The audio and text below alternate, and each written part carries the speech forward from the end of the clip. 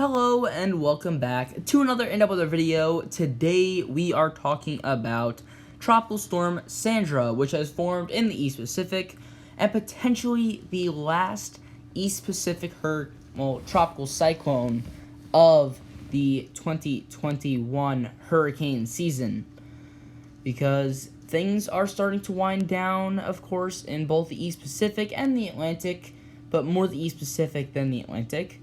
So this will be potentially one of the last tropical cyclones of either hurricane season. And this will be a short-lived tropical storm, really under the radar, wasn't on my radar. So it formed. And now we have a tropical storm with 40-mile-an-hour maximum sustained winds, minimum central pressure of 1,006 millibars, and is moving west-northwest at 12 miles per hour. Let's start things off here with the warnings and cone, where we have here a very short-lived tropical storm, most likely going to deform into a tropical depression throughout the day on Monday.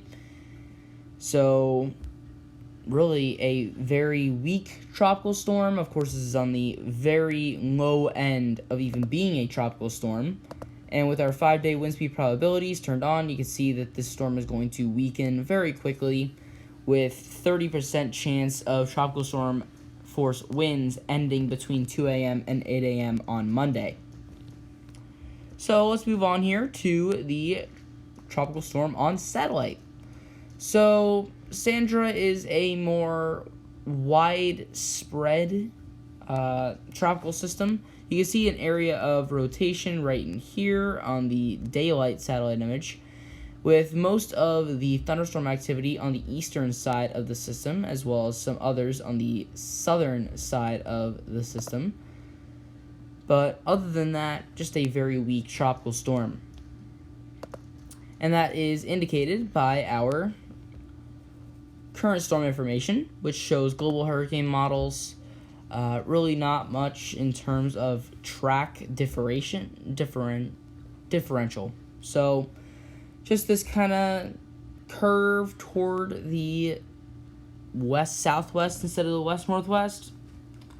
And that is pretty consistent with all of these models. So let's take a look at the specific models. Taking a look at the GEFS ensemble, which takes a sharper turn toward the west-southwest than the global hurricane models.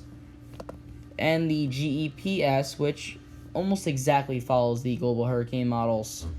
Then we're going to skip the rest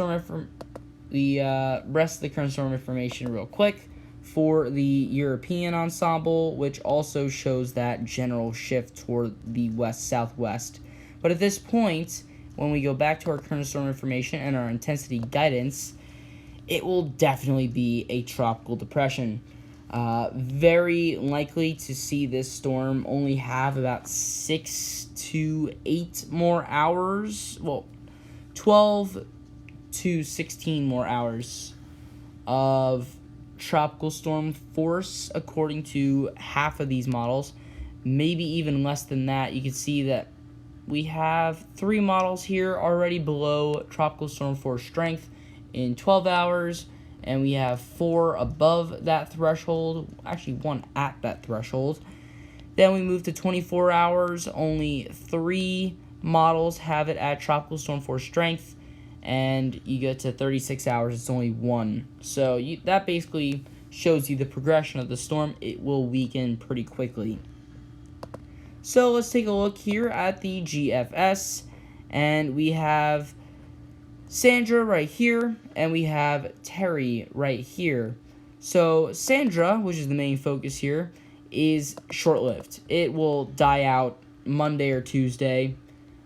Most likely Monday, it will become a tropical depression, and on Tuesday, it will just become a tropical wave at that point, remnants of Sandra.